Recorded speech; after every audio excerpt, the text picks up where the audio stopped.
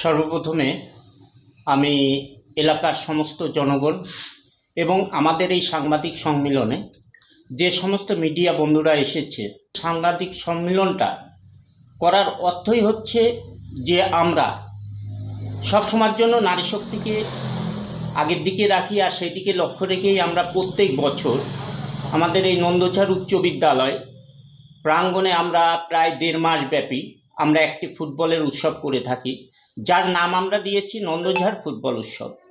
আর সেটার শুরু হচ্ছে আগামীকাল অর্থাৎ 8ই মার্চ থেকে। তাই আমি এলাকার সমস্ত জনগণের কাছে আমাদের নন্দঝাড় ছাত্র সমাজের পক্ষ থেকে আমি একটি বার্তায় পৌঁছে দিতে চাই এই সাংবাদিক সম্মেলনের মধ্য দিয়ে, যে জাতি ধর্ম দলমত নির্বিশেষে আমাদের এই ফুটবল উৎসব মেয়ে এবং পুরুষ উভয় দল আমাদের এখানটায় থাকবে।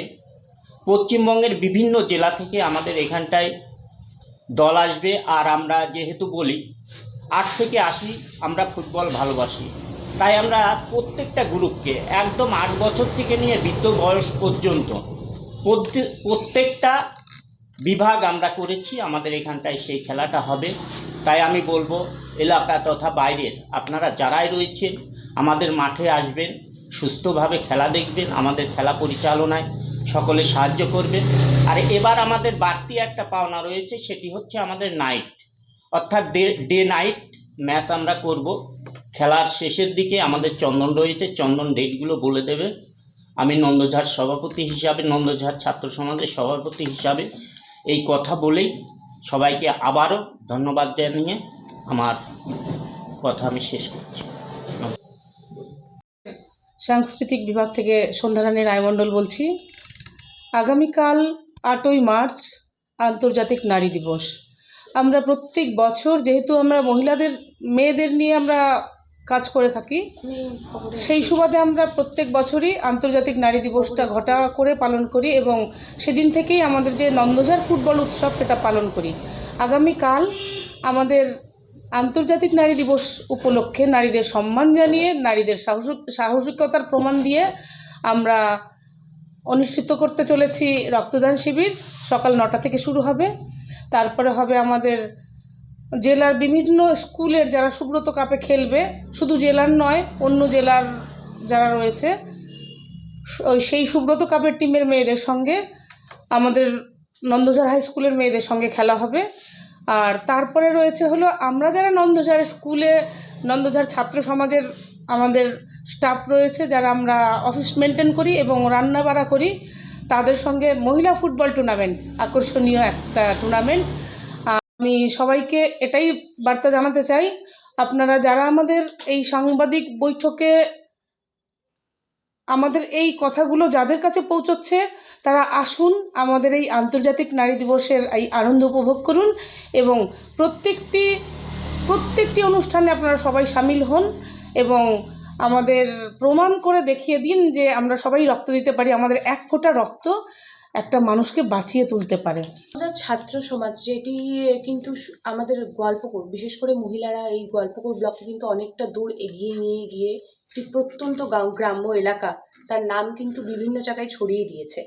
এখনও কিছু কিছু গ্রামে মহিলারা রয়েছে, তারা কিন্তু এখনও পিছিয়ে রয়েছে এবং পূর্ণ যে কুসংস্কার রয়েছে তার ভিতরেই রয়েছে। তো তাদের জন্য কি বার্তা রাখবেন? তাদের জন্যে ইতিমধ্যে আমরা এরকম যদি কুসংস্কারের কোনো খবর পেয়ে থাকি, সেখানে গিয়ে আমরা পৌঁছে যাই। যে যদি কোনো বাড়ি কোনো নারীকে অত্যাচার করা হয়, সেখানে আমরা পৌঁছে যাই। 18 বছরের নিচে কোনো মেয়েকে বিয়ে দেওয়া হলে সেখানে আমরা বাধা দেই এবং যেটা হলো আইনত ব্যবস্থা সেটা আমরা করে থাকি। আর আমাদের মূল লক্ষ্যই হলো মেয়েদের স্বাবলম্বীকরণ এবং নারী শক্তির উন্নয়ন করা। যাই হোক, যেহেতু কালকে বিশ্ব নারী দিবস, তো আজকে আমি সেই বার্তাই দেওয়ার জন্য 2-4টি কথা বলবো। যে আমাদের যে এই মহিলা ফুটবল টুর্নামেন্ট, এটা তো বিগত বছর ধরেই চলছে। তো এর পিছনে কিন্তু আমাদের অনেক কুসংস্কার সত্যি জড়িয়ে আছে। কারণ আমাদের নারীদের যে এই যে বাইরে বের করা, এটা খুব একটা সহজ কাজ নয়। তো যাই হোক, আমরা বিশেষ অনুষ্ঠানের মাধ্যমে আমরা একটু একটু করে এই নারীদেরই জাগরণ করার জন্য এই অনুষ্ঠান করে থাকি। তো যেমন ওই ফুটবল টুর্নামেন্ট, কালকেই তো বিশ্ব নারী দিবস, সেখানে যে আমাদের সহকর্মীরা বললেন যে এতগুলো প্রতিযোগিতামূলক অনুষ্ঠান রয়েছে, সেই সব কিছুর মধ্য দিয়ে আমাদের নারী শক্তি, সেটাই আমরা প্রচার করার জন্যই এই আজকে এই সাংবাদিক আগমন বা হচ্ছে আমাদের এই সভা। যাই হোক, সবাইকে ধন্যবাদ, আমি আর কিছু বলছি আর না। সেখানে আমরা নন্দঝাড় ছাত্র সমাজের সদস্যরা যারা রয়েছি, তারা কিন্তু আমরা প্রায় প্রত্যেকেই রক্ত দিয়ে থাকি। আচ্ছা, আমাদের যে মেয়েরা রয়েছে ওরাও কিন্তু রক্তদান করে। আজকের এই সাংবাদিক বৈঠক ডাকার আমাদের একটাই উদ্দেশ্য, যে আমরা এরকম একটা প্রান্তিক গ্রামে ফুটবলটাকে বাঁচানোর চেষ্টা করছি। ফুটবল অর্থে আমরা সবাই জানি একটা আনন্দজনক খেলা, মাঠে গিয়ে খেলতে হয়। আর আমাদের এই প্রান্তিক গ্রাম তথা আমাদের এই উত্তরবঙ্গের বিভিন্ন শহর থেকে জুড়ে সব জায়গাতেই দেখা যায় শুধু ফুটবল খেলা ওপেন টু অল খেলা হয়, যেখানে দেখা যায় যারা বয়স্ক, যাদের বয়স 18+ হয়েছে, তারাই ফুটবল খেলে। কিন্তু আমাদের চিন্তাভাবনাটা একদমই আলাদা। আমরা ফুটবলটা শুরু থেকে শুরু করেছি, মানে আমাদের কথায় আছে গ্রাসরুট ফুটবল, অর্থাৎ একদম অল্প বয়স, 6 বছর বয়স থেকে ছেলে মেয়েদের ফুটবলে নিয়ে আসতে হবে এবং তাদের ফুটবল খেলা শেখাতে হবে।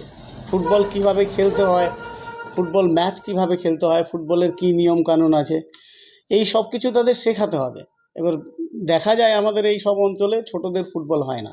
তো বিগত কয়েক বছর থেকে 3 বছর নিয়ে এটা হলো, আমরা যখন থেকে লাইসেন্স করেছি, আমরা যখন থেকে গ্রাসরুট ফুটবলটাকে বুঝেছি বা আমাদের বোঝানো হয়েছে যে গ্রাসরুট ফুটবলে যদি আমরা ডেভেলপ না করি, তাহলে কিন্তু ফিউচারে আমাদের ভালো প্লেয়াররা বের হবে না। এটা কিন্তু একদম স্বাভাবিক কথা, মানে একটা প্লেয়ার সে তো ছোটোবেলা থেকেই খেলা শেখে।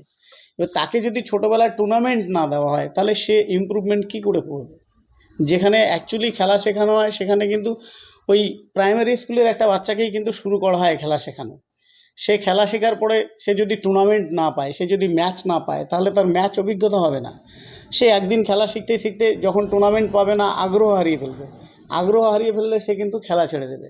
তো এইভাবে বড় হয়ে সে কিন্তু প্লেয়ার হতে পারবে না। টাকায় যারা আমরা টুর্নামেন্ট করি, অনেক টাকা খরচ করে শুধু ওপেন টু অল টুর্নামেন্ট করি, আমি প্রত্যেকের কাছে আহ্বান করতে চাই, আপনারা ওপেন টু অল করুন, কিন্তু সাইড বাই সাইড ছোটদের জন্য টুর্নামেন্ট করুন। আর নন্দঝাড় ফুটবল উৎসবে যে কথাটা ব্রজকাকু বলে গেলেন, আমাদের সভাপতি মহাশয়, 8 থেকে 80 সবার জন্য ফুটবল, অর্থাৎ এখানে প্রত্যেকটা দলের ফুটবল রয়েছে, প্রত্যেকটা বয়স ক্যাটাগরির।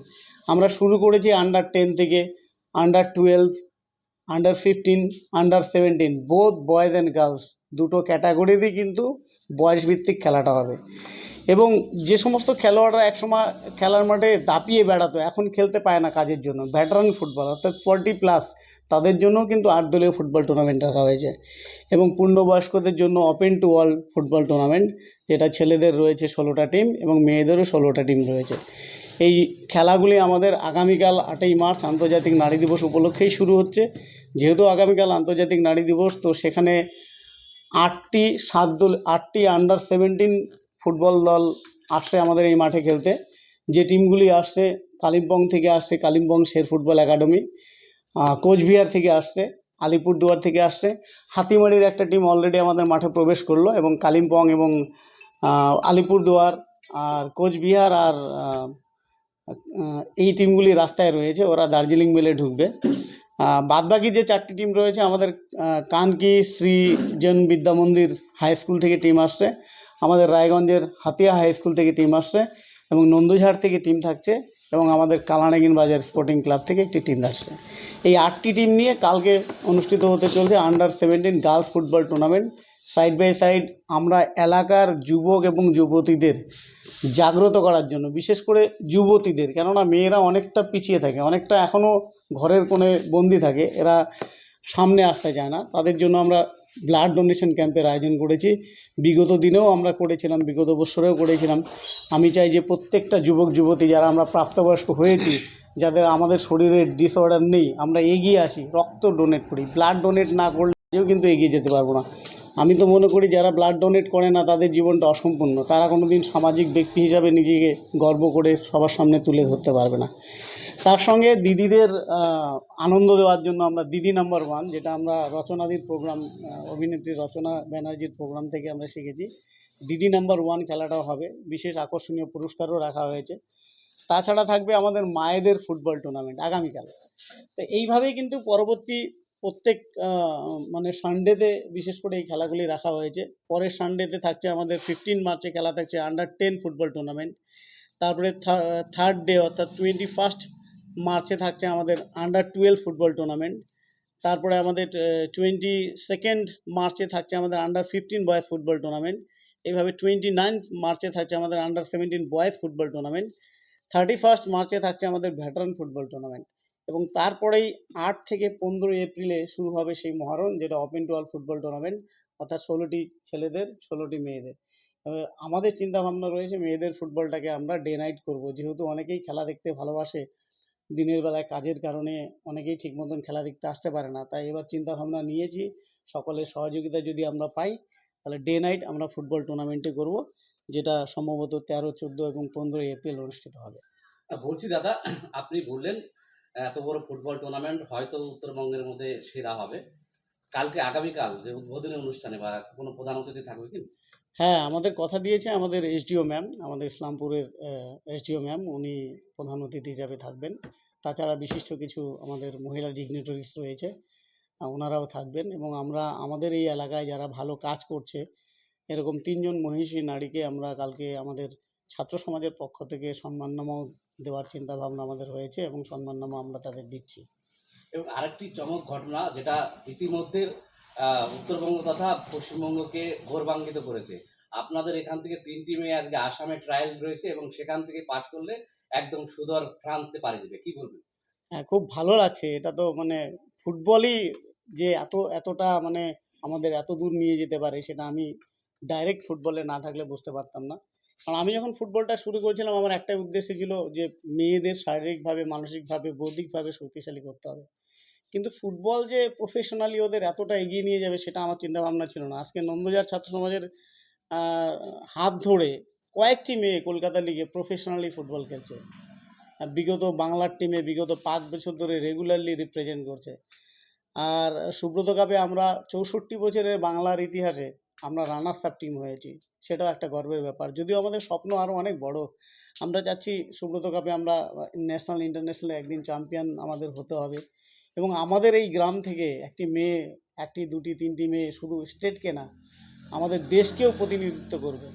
শুধু মানে জার্মানিতে যাওয়ার ব্যাপারটা, 3টি মেয়ে আমাদের সোনালী বালা, রূপালী মুর্মু এবং সীতা বিশ্বাস, ওরা 3 দিন ধরে খুব ভালো ট্রায়াল দিয়েছে। আজকে ওদের ট্রায়াল সম্পন্ন হয়েছে, ইমেলের মাধ্যমে ফাইনাল রেজাল্ট জানানো হবে। তো আমরা আশাবাদী যে আমাদের 3টি মেয়ের মধ্যে অবশ্যই কেউ না কেউ বা 3 জনই সক্ষম আছে যে তারা জার্মানিতে যাওয়ার সুযোগ পেতে পারে। এই টুর্নামেন্টে অ্যাকচুয়ালি যে এএফ ক্যাটাগরির টুর্নামেন্টটা রয়েছে সেখানে পুরস্কার রাশি, অর্থ রাশি খুবই কম রেখেছি আমরা, 5000 and 3000। কেননা ছোটদের পুরস্কার দিয়ে আমরা লালায়িত করতে চাই না, ছোটদের জন্য আমরা প্ল্যাটফর্ম দিতে চাই, সেখানে তারা এসে ফুটবলটাকে উপভোগ করবে। কিন্তু ওপেন টু অল যে ফুটবল টুর্নামেন্ট রয়েছে তাদের জন্য আমরা এবার অর্থ রাশি রেখেছি 35,000 এবং 25,000। আচ্ছা, যেটা একটি কথা বললেন যে দিদি নাম্বার 1 আপনারা রেখেছেন, সেখানে কি এখনো পর্যন্ত কোনো সিলেক্টেড মহিলারা রয়েছে না? এখনো না, আমরা অ্যাকচুয়ালি এটা ওপেন টু অল করেছি। আমি সমস্ত দিদিদের জানাতে চাই যারা এই দিদি নাম্বার 1-এ পার্টিসিপেট করবেন। জাজ ইসলামপুর থেকে আসবে, আমরা জানি না উনি কী করবে। 3টি গেম থাকবে, সেটা কম্পালসারি আমরা বলেছি। একটা হচ্ছে উইকেট গেম থাকবে, এরকম কিছু গেম নিয়ে উনি ওটা অর্গানাইজ করছে, উনি কালকে এসেই অ্যানাউন্স করবে। এবং আমরা এখানে ওপেন টু অল রাখিনি, যে সমস্ত প্রার্থী ইচ্ছুক আছে তাদের 100 টাকা এন্ট্রি দিয়ে দিদি নাম্বার 1-এ অংশগ্রহণ করতে হবে। এবং প্রত্যেকের জন্য সান্ত্বনা পুরস্কার হিসাবে রান্নাঘরের হাতা বাটি এরকম কিছু পুরস্কার রাখা হয়েছে এবং যারা ফার্স্ট, সেকেন্ড, থার্ড হবে তাদের জন্য বিশেষ পুরস্কার রাখা হয়েছে।